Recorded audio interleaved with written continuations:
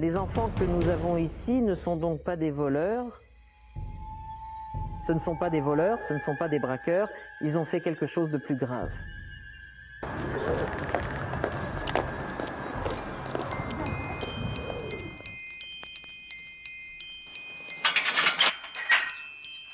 Il y avait de la colère envers les gens. Je me battais tout le temps avec quelqu'un, avec des jeunes, des personnes âgées.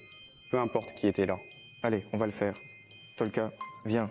Tu ne seras pas blessé de toute façon, tu es jeune. Je l'ai battu, étranglé, et en même temps, bien sûr, je buvais de l'alcool. Lorsque je commettais un crime, ils venaient me demander si je savais ce que j'avais fait. Ils m'ont emmené là-bas, ils m'ont interrogé. Je leur ai tout dit tel quel, mais je n'ai rien caché. 2 meurtres, 2 victimes. Ils m'ont donné des années, 6 ans et 1 an. Plus de 50% d'entre eux sont ici pour un délit sexuel.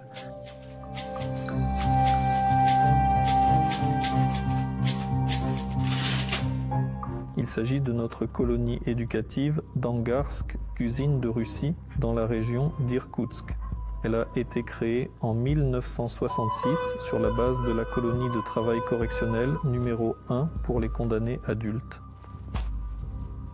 Au total, il existe 13 colonies éducatives pour mineurs en Russie. Elles accueillent plus de 800 adolescents en rééducation. En avant, debout.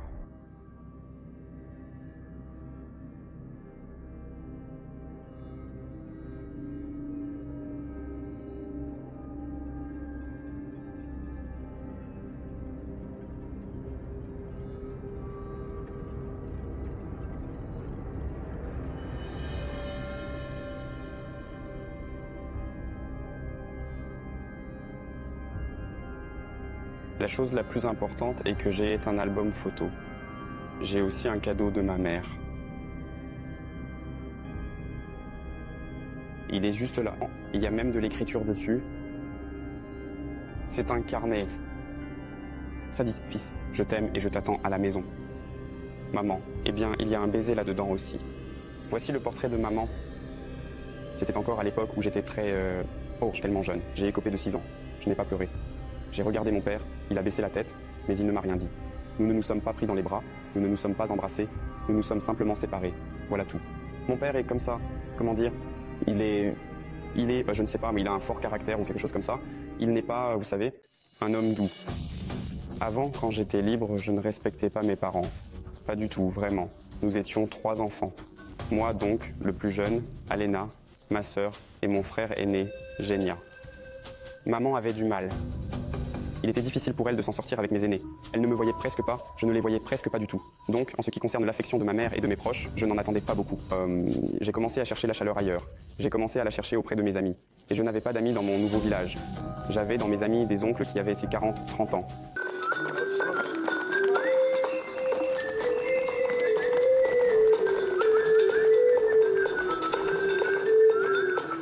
Je m'appelle Privalov Ivan Valentinovitch, directeur adjoint de l'institution FCU Angarsk VK Goussine Russia pour la région d'Irkoutsk, lieutenant-colonel du service intérieur. Dans notre institution, je m'occupe des questions relatives à l'éducation des mineurs ainsi que du personnel et du travail éducatif avec le personnel.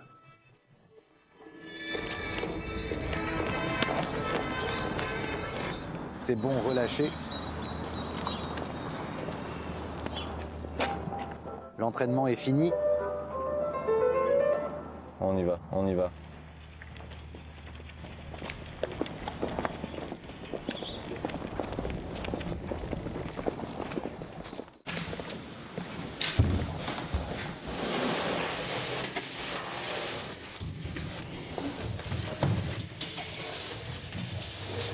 Pris en mauvaise compagnie.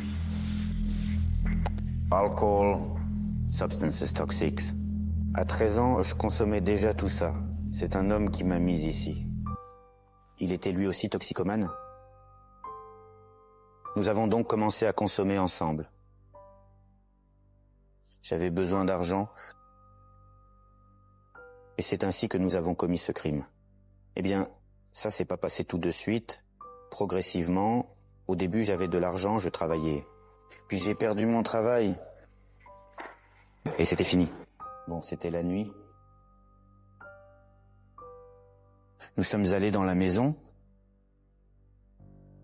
d'un homme, vous savez, c'était un vieil homme. Il était vieux. Nous ne connaissions pas vraiment cet homme, mais nous savions qu'il avait une moto. Et on voulait la voler. On l'a battu, on l'a étranglé, et ainsi de suite. En même temps, bien sûr, on buvait de l'alcool. On n'avait pas les idées claires. Mon père est là. C'est mon oncle et mon père. Il y a une sœur, Alina. Il y a même des photos du mariage. À 7h35, tous les détenus sortent pour prendre leur petit déjeuner. 5 repas par jour sont organisés ici. Vérifions ce que nous avons aujourd'hui. Ce n'est pas beaucoup, mais c'est suffisant. Quand j'avais 17 ans, j'étais dans la 11e 4e. 3 ans et demi de prison, et encore 3 ans. Lorsque j'ai commis le délit, ils sont venus me demander si je savais ce que j'avais fait. Je disais que je l'avais fait. Ils m'ont fait venir, m'ont interrogé, j'ai dit les choses telles qu'elles étaient, mais je n'ai rien caché. Au début, je n'ai même pas réalisé ce que j'avais fait. Je n'avais pas d'émotion non plus, car j'étais sous l'effet de l'alcool. L'effet était l'intoxication à l'alcool. Je ne ressentais plus rien. Au bout d'un moment, j'étais en prison. Et puis j'ai commencé à réaliser, quand j'ai commencé à reprendre mes esprits, j'ai commencé à réaliser ce que j'avais fait. Il est 8h moins 10, l'inspection du matin commence. Tous les détenus sortent, le personnel vérifie qu'ils sont tous là à l'aide des fiches, et la journée commence. C'est compris. Angarsk est l'une des plus grandes colonies. À l'époque, des milliers d'enfants purgèrent leur peine dans cette seule colonie. Aujourd'hui, la législation est très clémente à l'égard des enfants qui ont commis un crime. En d'autres termes, pour arriver ici, il faut avoir commis plus d'un crime et l'avoir commis assez gravement. Les enfants que nous avons ici ne sont donc pas des voleurs. Ce ne sont pas des voleurs, ce ne sont pas des braqueurs, ils ont fait quelque chose de plus grave. À l'époque, nous avions des enfants qui étaient ici, disons, vous savez, pour avoir volé des bonbons dans un magasin. Irina Peskova se souvient très bien de l'époque où des centaines de garçons vivaient ici. Elle est venue travailler à l'école de la colonie en tant que professeure de langue et de littérature russe. Je suis arrivée à l'automne 76. Et pendant toute l'année, j'ai voulu partir parce que tout cela me déprimait beaucoup. Toute l'année. Et puis, d'une manière ou d'une autre, tout a changé. Je suis arrivée, ils m'ont donné la 10e année. Nous avons eu du mal à nous entendre avec eux parce que l'enseignante que je venais remplacer, il était parti en congé de maternité. J'ai rencontré beaucoup d'hostilité. Nous travaillions 2 équipes parce qu'il y avait beaucoup d'enfants. Et le soir, à la fin de l'année, nous étions devenus tellement soudés que je ne pouvais pas imaginer partir, comment ils allaient passer les examens sans moi. Tu as lu le livre dont je t'avais parlé ? L'éducation, la vie, l'éducation, même les soins de santé. Lorsqu'une personne naît, elle est déjà en train de se développer. Je viens juste de commencer cette vie. Je suis en train de me développer, j'échoue quelque part. Et me voilà. Eh bien, je demande des conseils. L'homme est une telle créature que, à moins qu'il ne le veuille, rien ne changera dans sa vie. Irina Mikhailovna, pouvez-vous trouver les costumes dans l'armoire du laboratoire en informatique? Peux-tu les trouver? Allez, les gars, dites la dernière étape. Vassilisa Evgenievna, c'est très intéressant. Lorsque tout le monde a appris que j'allais travailler là-bas comme enseignante, on m'a dit « Vous allez travailler là-bas, n'est-ce pas dangereux ?» Il y a des enfants dangereux là-dedans. C'était vraiment étrange pour moi d'entendre cela, parce que j'y allais en quelque sorte, et je ne me sentais pas mal à l'aise. Ils sont venus nous voir couverts de ces étiquettes. À l'école, on distribue du matériel d'écriture, des stylos, des crayons, des cahiers, tout est distribué, et donc une fois à la fin de la semaine. Il y a moins de stylos qu'il n'y en avait. Et ils deviennent très tendus quand on demande où sont passés les stylos. C'est une telle tension que je leur dis « Je ne vous accuse pas, vous écrivez avec ces stylos ». Ils se crispent immédiatement, s'attendant à être accusés. Il leur faut beaucoup de temps pour s'en sortir, et lorsque nous leur proposons de participer à une compétition, de faire ceci, de préparer cela, ils regardent qui ils sont, pourquoi ils sont là, mais maintenant, depuis quelques années, lorsque vous travaillez avec eux, ils se sont habitués, et ils s'y intéressent. Ils ont l'impression de réussir. En général, des enseignants très différents devraient travailler dans une école. En fait, nous avons des enseignants très différents. Et cela aide nos enfants qui ont toujours, sans exception, ils ont tous eu des problèmes à l'école. Ça les aide à apprendre à communiquer avec des gens si différents. Après la chute de la dynastie des Ruriković et la restauration de la dynastie des Romanov, comment s'appelle cette période? Les troubles? Troubles. L'époque des troubles. Pourquoi des troubles? Parce qu'il n'y avait encore personne. Et qu'est-il arrivé à Ruriković? Il a changé. Chaque fois que vous venez le voir, il est plus âgé, il pense différemment, il a commencé à étudier. Je viens ici depuis longtemps. Il me dit « Maman, j'ai de l'histoire, maman, j'ai de l'anglais. » L'anglais, mon petit, rayon de soleil. Tu as l'air bien, mon petit garçon, toute ma vie. Les détenus ont des visites, leurs parents viennent pour de longues visites, pour socialiser, s'asseoir, faire une pause dans la vie carcérale. On peut fermer? Oui, ça se ferme. Tout va bien. Est-ce que vous avez soif?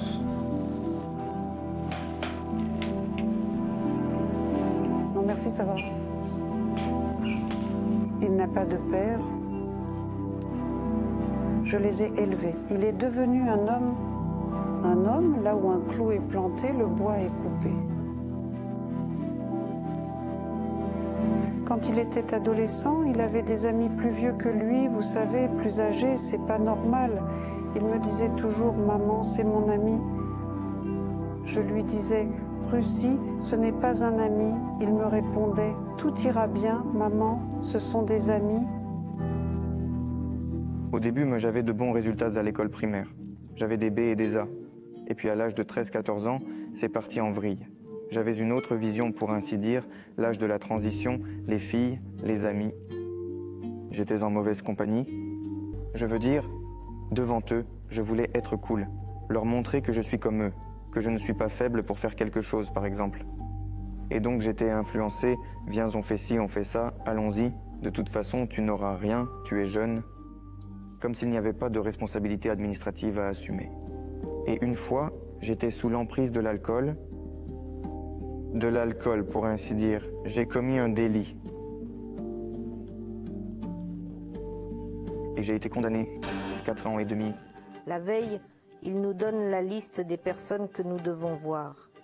En général, je suis accompagnée d'un psychologue, d'un soignant et d'un membre de l'équipe spéciale. Nous nous rendons tous les trois au centre de détention pour voir les détenus. J'y suis allé, j'étais terrifié.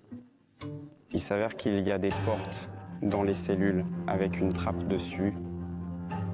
Ça s'ouvre pour faire passer de la nourriture. Et voilà, quand toutes mes affaires étaient dans la cellule. Je regarde et vois là-bas des gars adultes. 3 gars sont assis.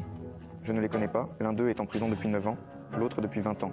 Ils ont appris les ficelles du métier, comment s'en sortir en prison. On m'a dit de leur passer une hopka. Je ne sais pas ce que c'est que cette hopka.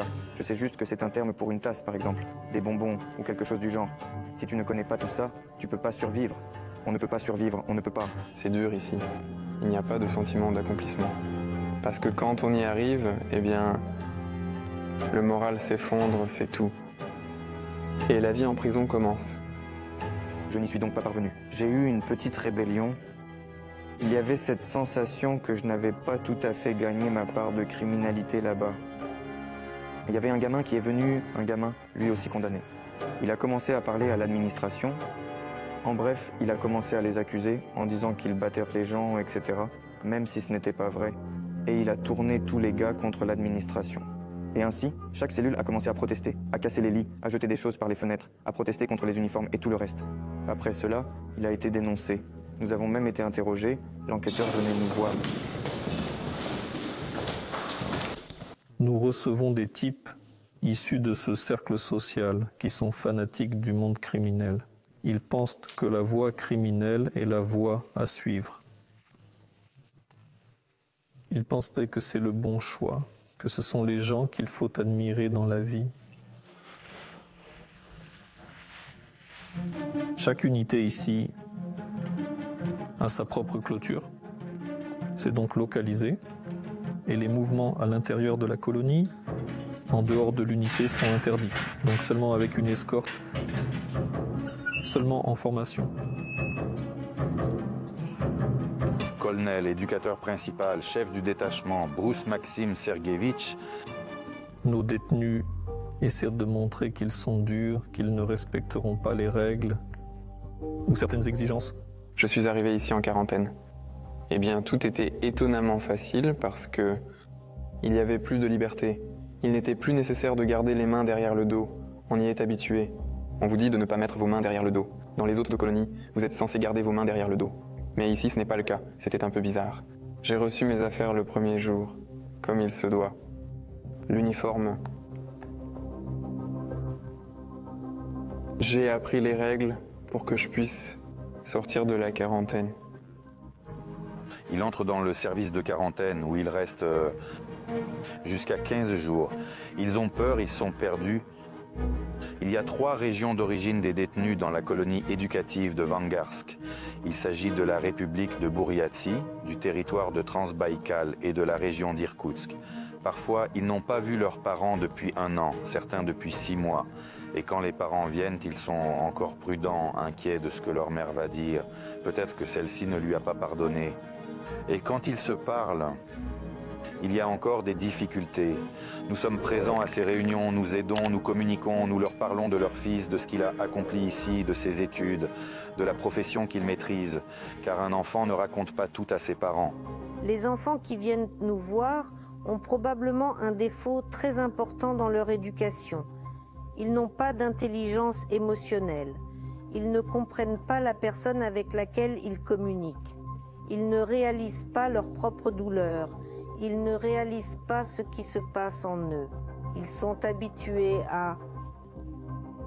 Dans une sorte de catégorie, je suppose, pour penser en termes de « c'est mauvais, c'est bon ». Comme tous les enfants, en fait. Ils sont très catégoriques. C'est probablement un sous-développement. Chaque lit a un panneau. Une bande bleue indique que le détenu fait l'objet d'un programme de prévention. Cela signifie qu'il a un comportement que nous devons contrôler. Il est plus... Nous effectuons souvent un travail d'éducation. Souhaitons-nous de bonnes choses? Comment allons-nous le faire? Je lance une balle. Et tous ceux vers qui la balle, c'est des déchets. Nous souhaitons quelque chose à chacun. Quelque chose de bon. Je te souhaite une bonne santé. Je m'appelle Olga Anatolievna Podzarnikova, chef du laboratoire psychologique de la colonie pénitentiaire d'Angarsk, major du service intérieur. Je travaille avec les détenus en vêtements civils, parce que l'uniforme, c'est... Vous savez, d'un côté, il peut construire une sorte de frontière, je ne sais pas, même une barrière dans la communication. Nous avons besoin de communication. Ok, deuxième personne, très bien. Pour eux, ils ne se soucient pas de leurs parents, ils se soucient de leur situation actuelle. Et certains des garçons ont même commis un crime. Il faut donc leur apprendre à se contrôler. Il faut leur apprendre à contrôler leurs impulsions de jeunesse. Il faut leur apprendre à contrôler certains aspects négatifs de leur caractère. En fait, tout le monde, dans l'ensemble, a séché les cours. Et maintenant, ils sont là, ils ont pris goût à l'apprentissage. L'école leur a donc beaucoup apporté, les mentors leur ont donné le goût de la vie. J'ai entendu des amis, vous savez, qui sont ici. Ils m'ont dit qu'ils avaient des droits de sortie. Quand je suis arrivé ici, on m'a dit qu'ils pouvaient sortir pour des journées de 8 heures. Au début, je n'y ai pas cru. Je me suis demandé comment on pouvait être en prison et en liberté aussi. Maintenant, je me rends compte qu'ici, eh bien, c'est possible, c'est tout. Eh bien, je l'ai voulu. Je suis allé chez le professeur, enfin chez Vassili Sevgenievna. Il faut avoir un tuteur, il faut avoir un certain nombre d'encouragements, il faut avoir aussi une permission. Pour une sortie de 8 heures, c'est l'encouragement qu'ils ont. Il ne doit pas y avoir de pénalité, il ne doit pas y avoir de problèmes scolaires. Donc il y a beaucoup de critères. Et c'est pourquoi les détenus font vraiment des efforts. Ils ont essayé, ils ont changé, ils l'ont compris. C'est formidable pour nos enfants d'avoir quelqu'un qui peut les aider à évoluer. Ils en ont besoin. Où est ton tuteur? Je ne sais pas où est Stanislav Olegovitch. Je pense là-bas, dans le garage. Allons-y.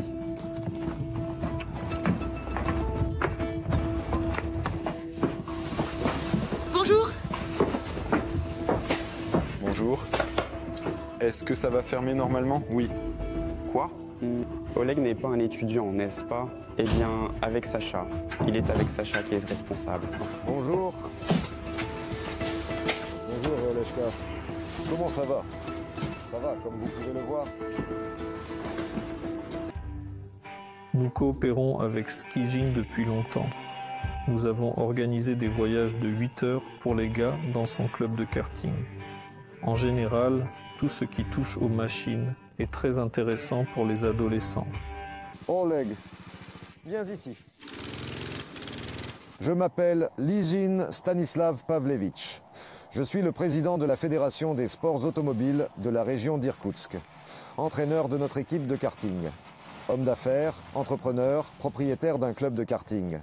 J'ai commencé à coopérer avec la colonie pénitentiaire d'Angarsk en 2015.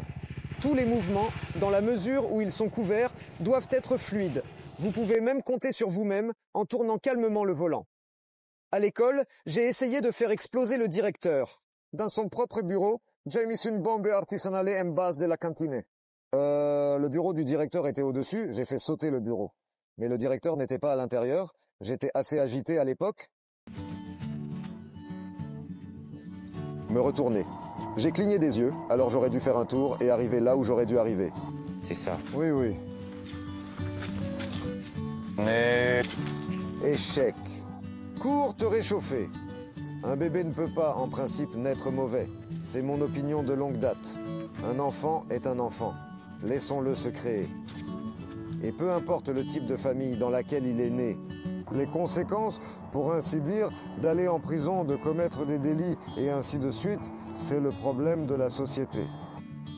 Le problème de la société, c'est le problème de la société dans son ensemble. Parce que nous passons très souvent à côté. Ces enfants, quelqu'un commence à penser qu'on ne veut pas d'eux. On n'a pas fait attention à lui. Ce n'est pas pour cela qu'il est là, n'est-ce pas?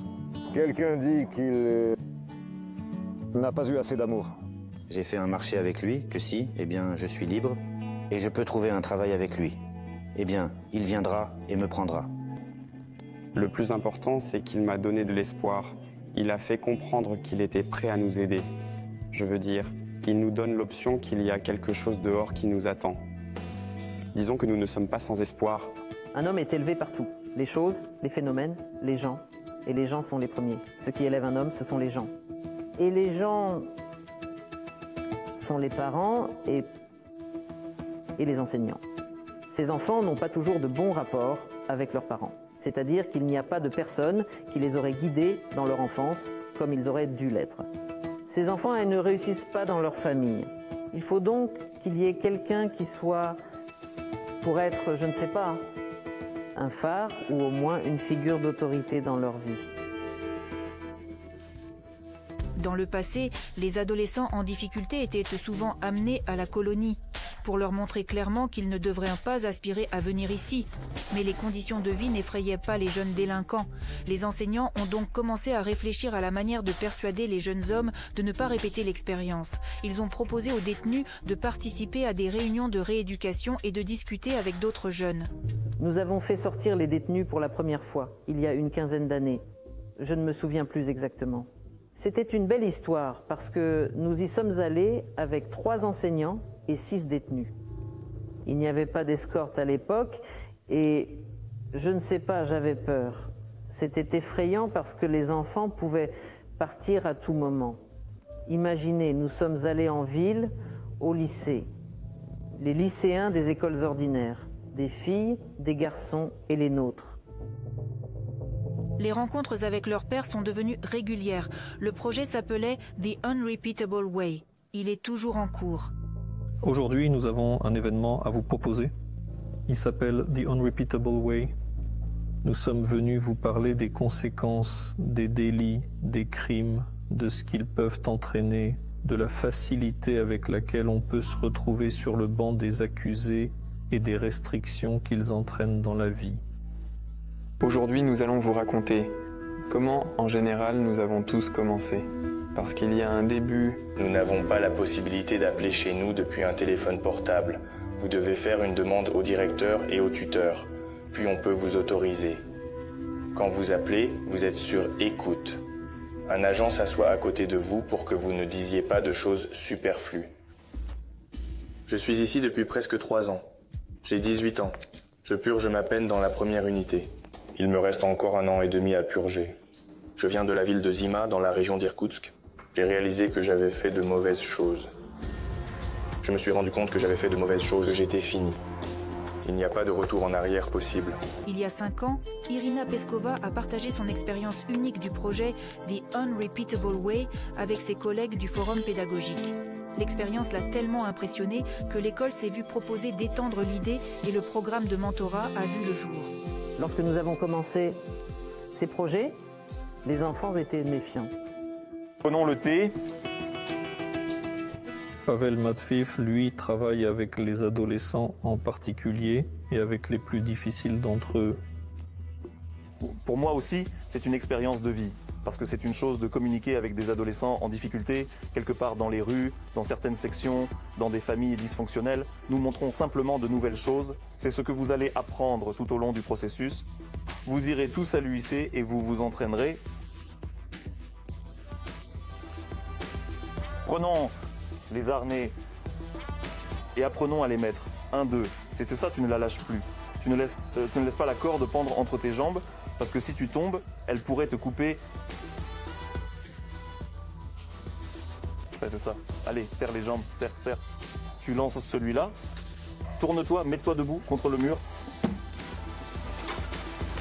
Juste ici, l'autre. Pareil, ici, enlevez vos mains. Voilà, et maintenant, reculez. Nous avons plus à faire maintenant. J'ai aussi fait mon chemin, enfin grosso modo, j'ai servi dans l'armée et j'ai servi dans les forces spéciales, c'est-à-dire qu'il y a une certaine expérience et une communication avec les enfants.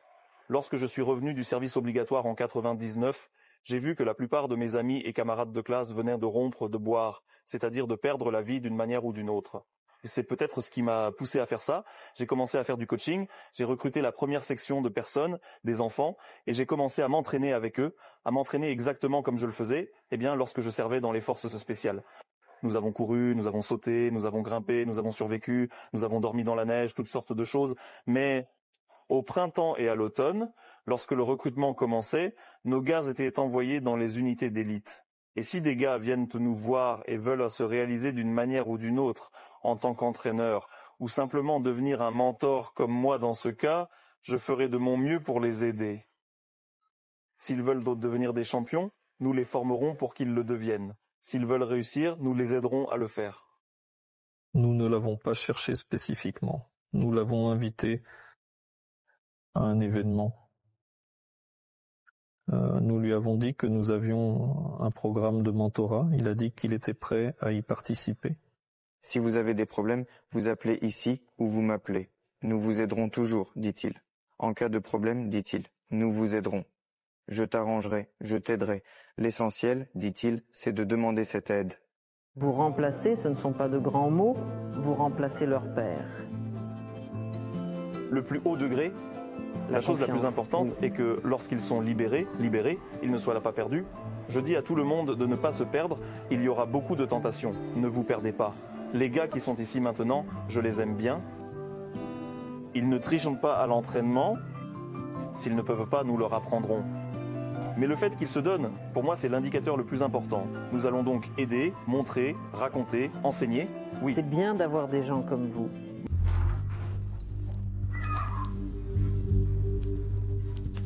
Lorsqu'un homme est libéré du pénitencier, il passe de son monde familier à un monde inconnu parce qu'il n'y est pas habitué pendant les quelques années qu'il a passées dans une colonie pénitentiaire où tout est décidé pour lui, où tout est pensé et où il n'a pas à prendre de décision lui-même.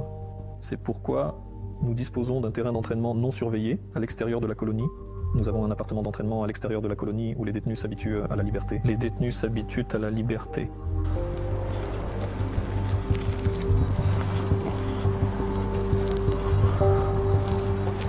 Je suis originaire du village de Karika, région d'Irkoutsk, district de Kouitunsky. Il s'avère que je suis ici au centre RIP depuis l'année dernière. Le centre RIP est également un centre de formation. Mais il s'agit essentiellement d'un bâtiment résidentiel ordinaire, comme tous les autres détenus de la colonie, mais en dehors du territoire de la prison. Êtes-vous seul ici? Ou bien votre mentor, votre pédagogue social, est-il toujours là pour vous? Ou voulez-vous vous enfermer dans une pièce et être seul? Non, je ne peux pas m'enfermer. Parce que le personnel vient me voir toutes les 2 heures. Je suis sous surveillance.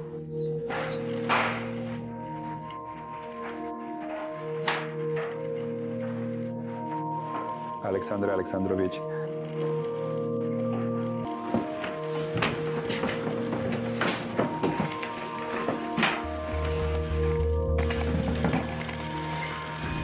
C'est ça, allons faire les courses. Je m'appelle Galina Grigorievna Tolstiakova. Je travaille comme pédagogue sociale depuis 10 ans. Auparavant, j'étais certifiée au département du régime, qui se trouve à l'intérieur de la zone et contrôle le respect des exigences du régime par les détenus. J'ai travaillé au SVN. Je veux dire que nous utilisions les caméras pour nous assurer qu'il n'y avait pas de violation du règlement intérieur, de la routine quotidienne. Nous sommes en route pour la supérette la plus proche. Nous avons décidé de faire du pilaf ce soir. Nous n'avons pas de riz, mais nous avons des carottes, mais pas beaucoup. Peut-être que Sacha voudra acheter quelque chose pour le thé, quelque chose à boire.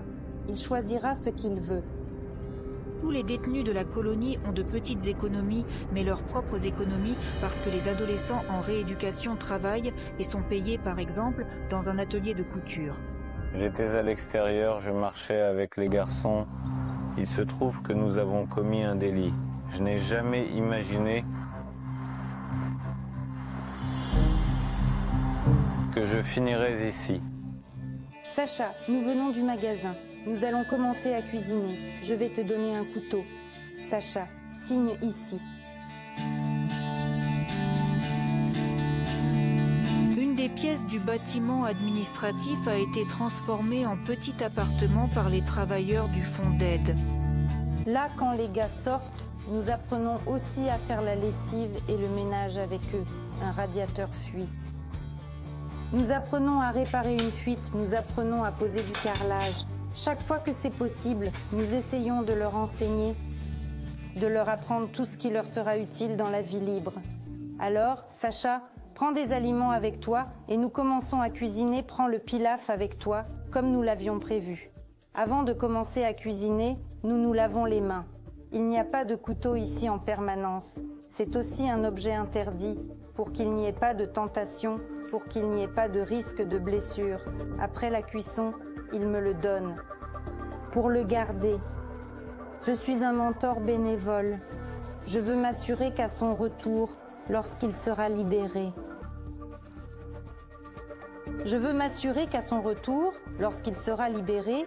il pourra participer à la vie sociale, communiquer avec les gens, avoir une idée des prix, savoir comment monter dans le bus, comment en descendre, comment communiquer avec les gens, qu'il soit plus tolérant, qu'il n'aille pas au conflit, pour que la personne ne revienne pas. Lorsque nos gars sont libérés, ils nous appellent très souvent au début pour nous dire ce qu'ils ont fait, ce qu'ils ont accompli. Lorsque Sacha a été libéré, il était très renfermé, silencieux. Aujourd'hui, il vit seul. Et maintenant, il s'est ouvert. Il est juste, je ne sais pas, il semble vivre comme ça, même s'il a 19 ans. Il a commencé à se réjouir de la pluie, de la neige, à faire du vélo, à me rencontrer le matin, à me dire ce qu'il a fait là-bas, avec qui il sort aujourd'hui, ce qu'il va faire. Il est devenu, je suppose, ce qu'il était, mais sans toutes ces restrictions artificielles. Dans l'appartement de formation, il ne s'agit pas de les nourrir, mais de leur apprendre à cuisiner, de leur enseigner l'indépendance. Ils doivent respecter la propreté, ne pas boire de boissons alcoolisées. Beaucoup de jeunes sont issus de familles dysfonctionnelles Et ils arrivent ici alors que leurs parents buvaient et boivent encore. Ils n'ont donc aucune aide. Nous avons même eu un garçon. Et il a dit, si je retourne en Transbaïkalie, j'irai encore en prison. Alors qu'il avait déjà une femme et un enfant. J'ai demandé pourquoi. Il m'a répondu qu'il n'avait nulle part où aller. Et il y a cet environnement et cette situation qui me ramèneront en arrière. Où je serai tuée. Où je devrais aller en prison. C'est ce qui s'est passé. 3 mois plus tard, il est retourné en prison. La criminalité juvénile a baissé. La criminalité juvénile a diminué au cours des dernières années. C'est-à-dire qu'il y a moins de crimes chez les mineurs, mais la récidive est en hausse. Chaque année. Aujourd'hui, environ un adolescent sur 4 est récidiviste. Je connais des cas, nous avons demandé des statistiques à la Cour suprême où certains enfants commettent des crimes 13 fois de suite. Artyom Metelev, député à la Douma d'État et président de la Commission de la politique de la jeunesse, parle de ceux qui ne sont enregistrés qu'auprès de la Commission des affaires juvéniles. Chaque année, 5000 d'entre eux reçoivent une condamnation avec sursis, qui deviendra réelle si l'adolescent n'est pas aidé. La deuxième année est en cours et il est possible qu'une nouvelle loi soit adoptée d'ici la fin de l'année 2023. Nous proposons que le pays ait un tel programme de mentorat pour les adolescents en difficulté. Cette pratique existe dans différentes régions, je le sais. Je suis moi-même impliqué dans le mouvement bénévole depuis de nombreuses années. Nous avons 3000 projets de mentorat sur la plateforme dobro.ru. Nous voulons mettre en lumière ce programme, le reproduire et en faire la norme. De sorte que la loi sur la prévention de la délinquance juvénile puisse inclure un thème entier, un registre des mentors où les personnes qui souhaitent devenir mentors peuvent s'inscrire. Il est important que la commission et le mentor lui-même puissent demander au tribunal de mettre un jeune à l'épreuve, donc de lui infliger une sanction ou de le retirer du registre. Il n'y a pas de personnes siégeant dans ces commissions. Tous des criminels notoires. Oui, ils ont commis un crime, c'est certain. Mais quelqu'un l'a fait consciemment, s'y est préparé. Certains d'entre eux, quelqu'un a même peut-être pensé que ce ne serait pas un crime. Au minimum, c'était de la stupidité. Comment se forme le psychisme d'une personne, d'un adolescent ? C'est très simple. Il s'agit de toutes les émotions, de toutes les hormones qu'une personne ressent lorsqu'elle jette une bouteille sur une voiture de police, qu'elle vole un magasin ou qu'elle fait autre chose. C'est intéressant, c'est cool.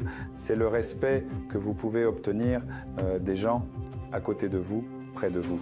C'est ainsi que l'AUU s'est développée. C'est une organisation d'unité qui est aujourd'hui interdite. Et c'est ainsi que d'autres sous-cultures criminelles se développent.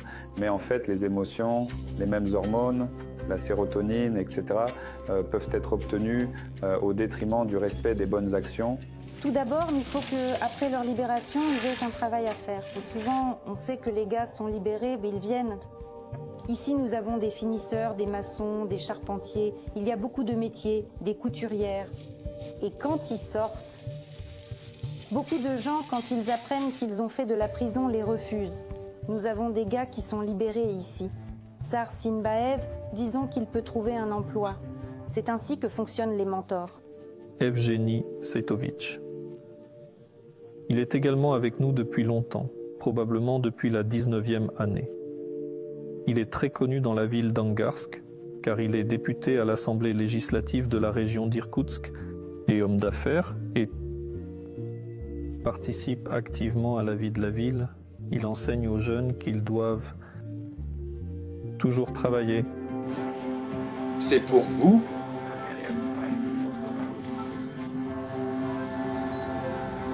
On enlève tous les cutters.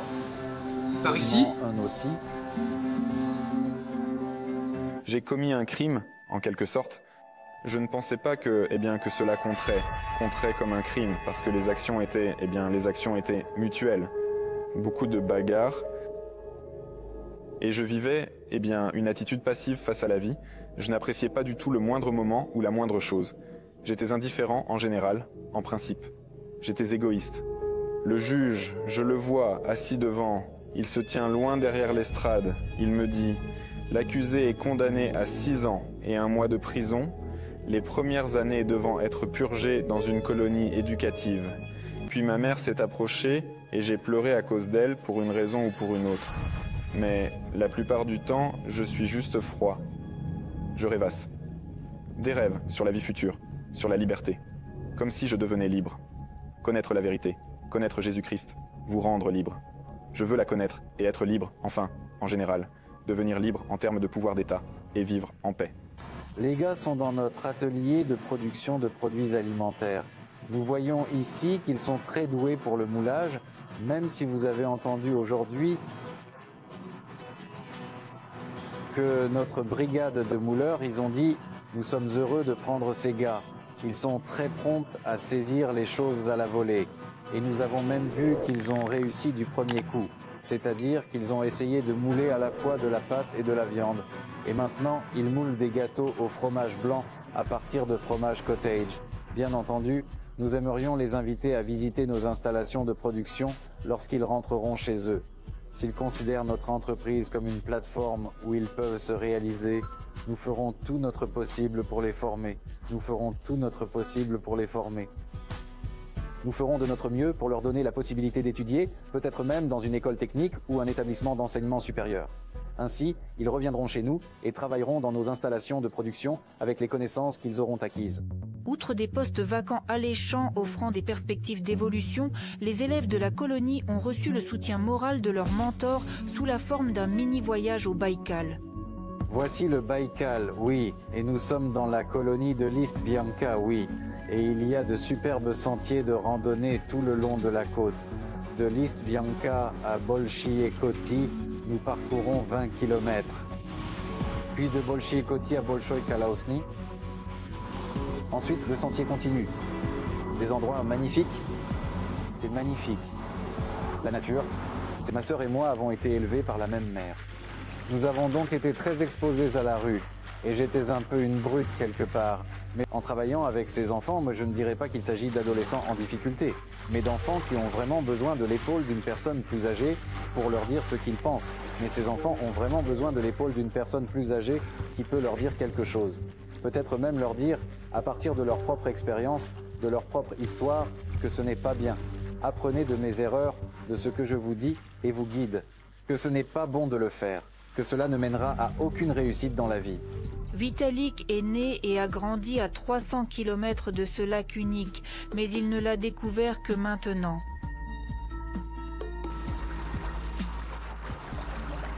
Atmosphère libre, beauté. La nature, l'air frais. Un homme à première vue, si bon, si gentil, cultivé, bavard. Il sait beaucoup de choses. Un homme sérieux. Il peut même nous aider à l'avenir quand nous serons libres. J'ai appelé ma mère, je lui ai dit « Bonjour maman ». Elle était heureuse de m'entendre d'une voix si joyeuse. Eh bien, elle m'a entendu, elle a écouté le fait que j'étais là à me reposer. La façon dont nous avons fait le tour du port de Baïkal, nous avons marché, nous avons conduit une voiture, nous avons regardé tous ces sites, nous avons regardé les montagnes Sayan qui sont encore enneigées. Eh bien, nous rêvons de devenir comme un modèle.